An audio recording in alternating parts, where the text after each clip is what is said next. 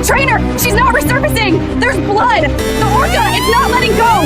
Please, send help! It was a day that will never fade, a day still echoing in the minds of every person who was there.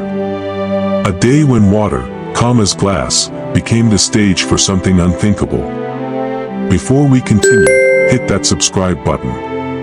It's one of the most important ways you and I can team up to ensure the voices of these silent, intelligent beings are heard, and their stories never forgotten. On the morning of March 14th, Jessica Radcliffe came to work just like any other day. She was smiling, standing at the edge of the pool, hand outstretched toward the orca she'd trained for years. And then, she was gone. Pulled beneath the surface, swallowed by a shadow no one could stop. For 30 minutes, thousands watched in disbelief. Whispers turned to screams. Cameras kept rolling. And somewhere in that deep blue, a struggle played out that no one would ever forget.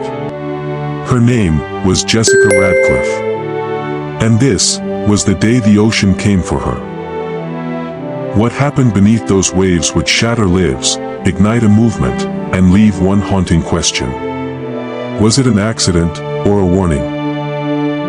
What they found beneath the surface didn't just shock everyone in that stadium, it sent ripples across the world.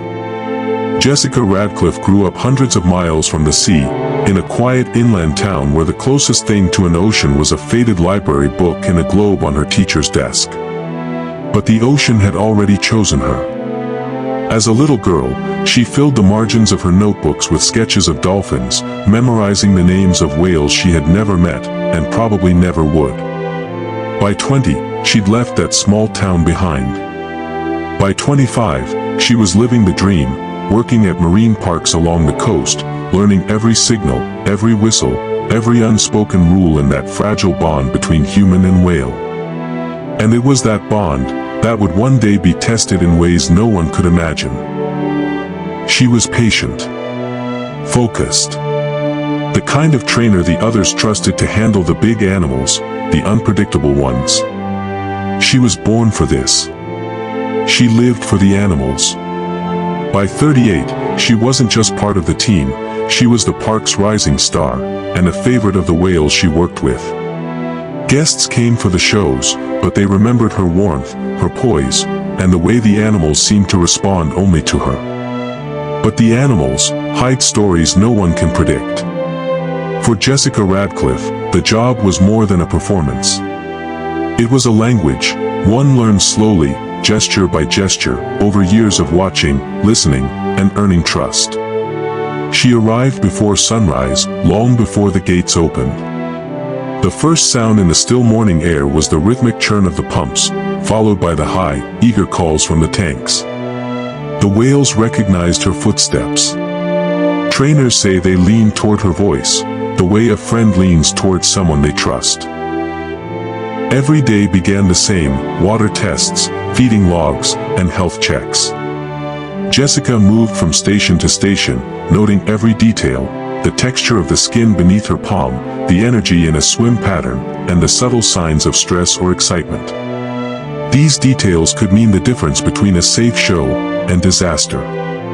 She studied behavior for more than a decade. Trainers called her the Whisperer, not because she spoke to the whales, but because she read their moods the way others read faces. A flick of a fin. The way an eye lingered. The smallest change in breath. To her, they were sentences in a language without words. Training was never just tricks. It was enrichment, a way to keep the animals engaged, challenged, and content in an artificial world. Tossing toys into the water. Encouraging breaches and spy hops. Rewarding the tiniest gesture with a whistle and a touch. Everything had meaning. Everything was part of the bond. That bond was fragile. In captivity, whales live in tight quarters. They form intense, shifting hierarchies. Sometimes they were affectionate, rubbing against her hands, letting her glide her fingers along the cool, rubbery skin. Other times, they could be unpredictable, and the danger was always there, just beneath the surface. Jessica knew the risk. Every trainer did. But she believed in the relationship. She believed that respect, earned over thousands of hours in the water, could keep them safe. Visitors only saw the smiles, the kisses, and the synchronized leaps. They didn't see the discipline behind the joy, the endless repetition, the subtle corrections, the patience it took to turn raw animal power into moments of magic. And yet, even the strongest bond is still a bond with a wild predator. One that, in the wrong moment, could turn in ways no one could predict. His name was Titan. To the crowd, he was a spectacle, a 22-foot giant, 8,000 pounds of black and white perfection. But behind that beauty was a life carved by captivity. Titan was taken from the wild as a calf. Somewhere along the Icelandic coast, in waters he should have called home for decades, a small pod was herded into a netted cove. Mothers and calves were separated, the air filled with cries the sea could not swallow. At less than 2 years old, Titan was hoisted from the water, slid into a sling, and placed aboard a transport vessel. The ocean he knew was gone. In its place, a steel tank, and the echo of his own movements. Over the years, he would be transferred again and again, from one marine park to another. Each move meant new tanks, new trainers, and new whales. And each time, the relationships had to be rebuilt, or never built at all. In captivity, orcas live under pressures their wild counterparts never face. At gates. Aggressive posturing toward other whales. The notes were there, in black ink. One former employee later recalled that Titan had a history of testing boundaries, pushing trainers with his rostrum, grabbing equipment, and holding on to objects longer than cued. A young trainer was found lifeless in the water. The official statement called it a tragic accident, a slip, a fall, a drowning. But among the staff, whispers said otherwise. That Titan had been involved. That the marks on the body told a different story. One earlier death, quietly written off as an accident. But it left a mark. It was a bright February afternoon, the kind of day that made the water shimmer like glass. The kind of day when families spilled through the turnstiles with popcorn, cameras, and no reason to think anything could go wrong. The stadium was nearly full an hour before the show. Parents guided restless children toward their seats, scanning the pool with eager anticipation. Somewhere in the background, a faint whistle cut through the chatter, trainers moving into position, the hidden ballet behind the spectacle. For Jessica Radcliffe, these moments before the gates closed were always her favorite.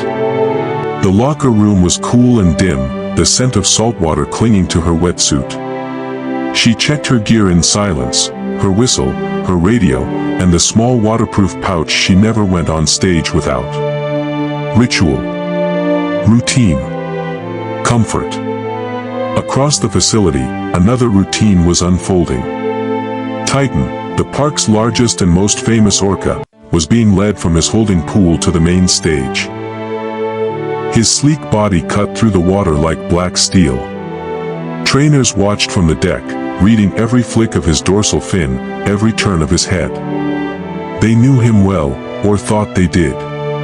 The finale routine had been rehearsed 100 times. Jessica's and Titan's cues were sharp, their trust practiced, almost mechanical. But even the most rehearsed dance can falter when one partner decides to change the steps. Up in the stands, the audience shifted, adjusting cameras. Children leaned forward, eyes wide. Somewhere in the press box, a clock ticked toward showtime. The park announcer's voice echoed across the water, warm and inviting, while behind the scenes, the trainers exchanged quick nods, the kind you give when everything seems fine, or when you want to believe it is. Jessica emerged from the tunnel into the sunlight. The crowd's cheer swelled for her, the trainer they knew, the one who made it look effortless. She smiled, but her focus was already on Titan, circling slowly in the pool, his eye glinting just above the surface. She adjusted her stance. Whistle ready. A final deep breath. One more step toward the edge. She took one last step, that would change everything. It began exactly as the crowd expected. Titan surfaced, water cascading off his black and white frame. Jessica gave a sharp whistle, signaling the first sequence. Titan dipped, then rolled, sending a perfect arc of spray into the air. Laughter rippled through the stands. For the first 4 minutes, nothing seemed unusual. Every cue met with a flawless response. Jessica crouched at the pool's edge, rewarding him with fish, her hand brushing along the slick curve of his head. This was the trust they had built over years, silent, rehearsed, unbroken. And then something shifted. Titan surfaced closer than usual. His massive head broke the water, closing the distance between them in 2 slow, deliberate motions. Jessica leaned forward, calling softly. Trainers often used voice to soothe, to guide. But in a blink, his jaws closed, not on her arm, not on the target pole, but on her ponytail. The pull was sudden, violent. Jessica's body disappeared beneath the surface in less than a second. Gasps from the stands cut into shouts. On deck, trainers threw hand signals, urgent and precise, the language they used for emergencies. Titan did not respond. Underwater, the world became a muted blur of bubbles and shadows. Witnesses described flashes of her arms breaking the surface, a brief cry, then gone again. Titan's massive tail churned the pool, sending white water against the glass walls. From the moment of the first grab, every second was critical. Trainers deployed distraction techniques. Slapping the water, throwing ropes, and signaling for gates to close. Nothing broke his focus. Titan circled, holding Jessica beneath him, surfacing only briefly, his movements deliberate. 5 minutes passed. 10. Every attempt to coax or force him to release her failed. The crowd had gone from confusion to horror. Some parents covered their children's eyes. Others pulled them toward the exits. Still, many stayed, frozen, unable to look away.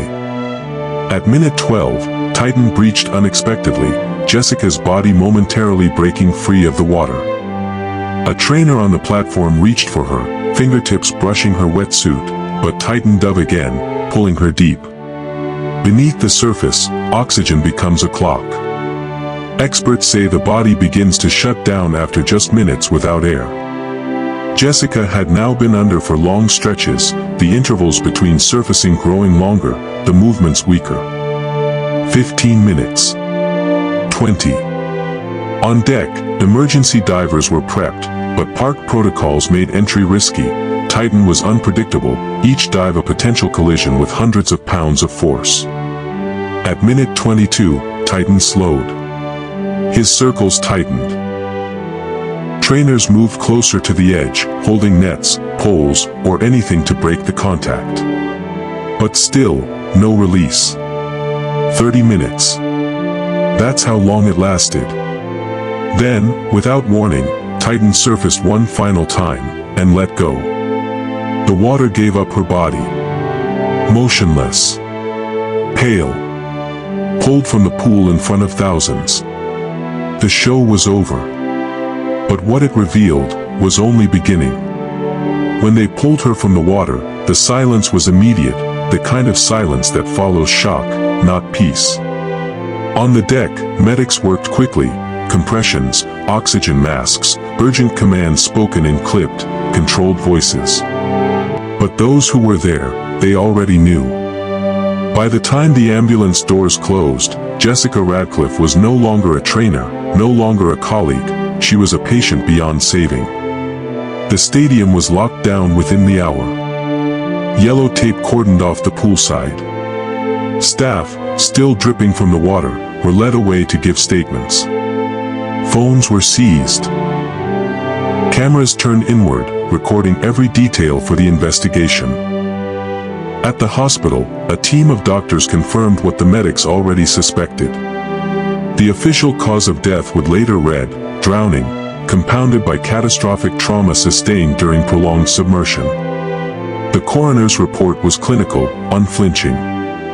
multiple contusions, fractures, oxygen deprivation lasting far beyond survivable limits. No signs of escape in those final minutes, only the marks of immense, unrelenting force. For her family, those words were unbearable. In a short, written statement, they described Jessica as fearless in her love for animals, and unwavering in her belief that they could be understood. They asked for privacy, and for her life to be remembered, not just her death. But beyond the grief, there was disbelief.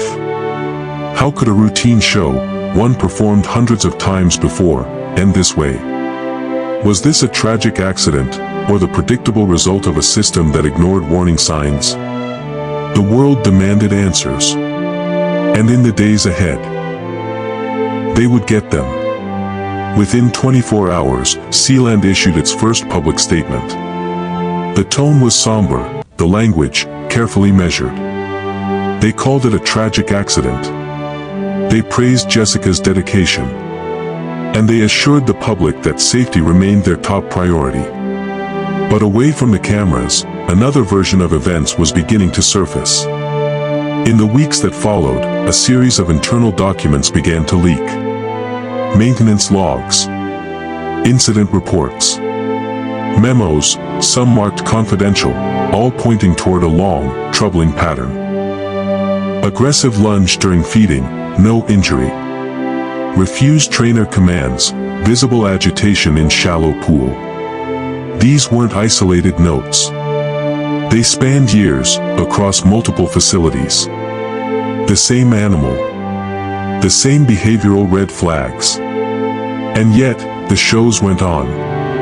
A whistleblower, voice disguised, name withheld, would later say that trainers had raised concerns for months. That upper management knew the risks. And that change never came. You can't say we didn't see it coming. We did. We all did. The problem was, no one wanted to be the one to stop the money machine. For journalists digging through the memos, the gap between the park's public message and its private records was more than troubling, it was damning. One side spoke of unforeseeable tragedy. The other, of warnings ignored. Did the park ignore the danger? We chased the memos. The tragedy didn't end at the poolside. In many ways, it began there. What happened that day reignited a global debate. Around the world, people were asking, should orcas be kept in captivity at all? Outside the gates of marine parks, protesters gathered. Homemade signs. Families holding photos. Former trainers standing shoulder to shoulder with activists they once thought were their enemies. Petitions, once ignored, now surged with signatures by the thousands. Social media lit up, images of Titan, side by side with footage of wild orcas leaping in endless ocean swells. Journalists began connecting dots. The public began watching documentaries that exposed the hidden cost of entertainment. And a movement that had been simmering for decades found its fuel. Within weeks, calls for reform reached city councils, state legislatures, and corporate boardrooms. Some sponsors quietly stepped away. Some parks quietly altered their shows. But others dug in. For activists, this wasn't just about one whale, one trainer, or one park.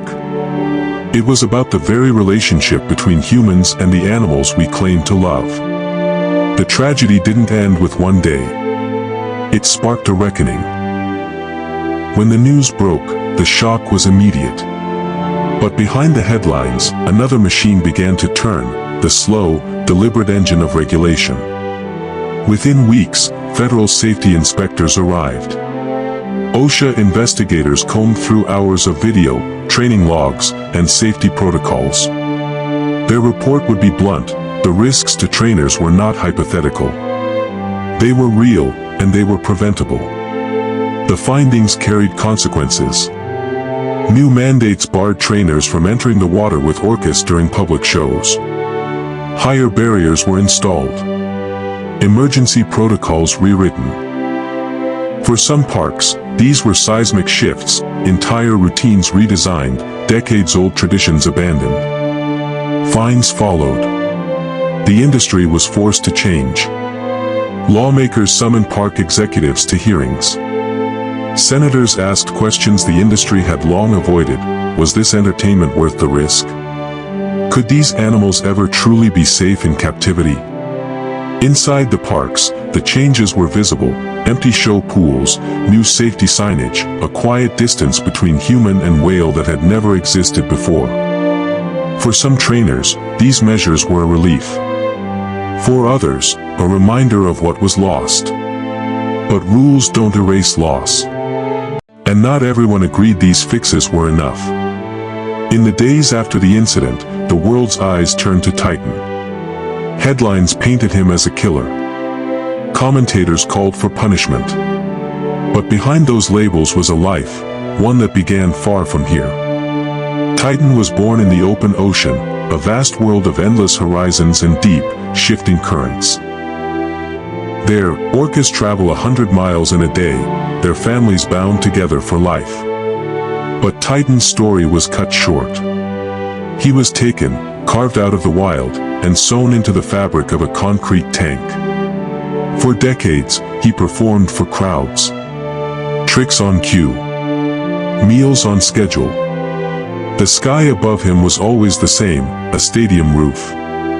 The horizon, just the curve of a painted wall. Some said what happened that day was inevitable, the weight of confinement pressing on a mind built for the open sea. Others saw danger in every tooth and muscle, and no excuse for the violence.